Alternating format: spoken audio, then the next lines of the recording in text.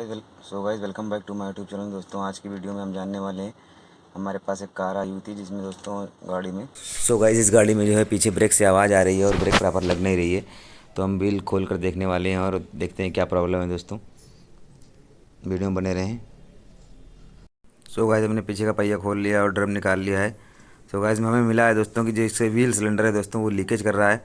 इसी कारण दोस्तों लेदर पर जो है ऑयल आ रहा है, ब्रेक ऑयल आ रहा है, इस कारण ब्रेक प्रॉपर नहीं लग रही है और इसी कारण ची ची करके आवाज़ आ रही है ब्रेक लगाने पर दोस्तों। गाइस इस पार्ट को हमें चेंज करना पड़ेगा, ये लीकेज हो गया, ये रिपेयर नहीं होता है, ब्रेक का पार्ट है, इसलिए इसको रिस्क ना लेते हुए चेंज करेंगे दोस्तों।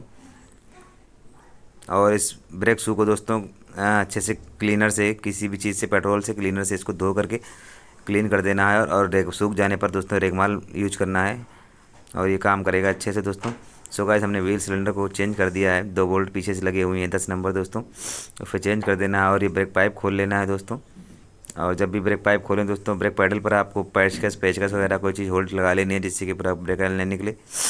गाइस उसके बाद ही ब्रेक पाइप को आपको खोलना है और 10 नंबर बोल्ट खोल कर निकाल लेना है दोस्तों और आसानी से व्हील सिलेंडर चेंज हो जाएगा। उसके बाद दोस्तों आपको ब्रेक ब्लीडिंग अच्छे से कर लेनी है चारों व्हील्स में दोस्तों। ब्रेक ब्लीडिंग हमने कर ली है दोस्तों और हमारी गाइस गाड़ी का ट्रायल हमने ले लिया है और गाड़ी में अब कोई भी आवाज़ नहीं है दोस्तों, अच्छे से ब्रेक प्रॉपर लग रही है दोस्तों। मिलते हैं किसी नए वीडियो में नए टॉपिक के साथ। थैंक यू दोस्तों, जय हिंद, वंदे मातरम।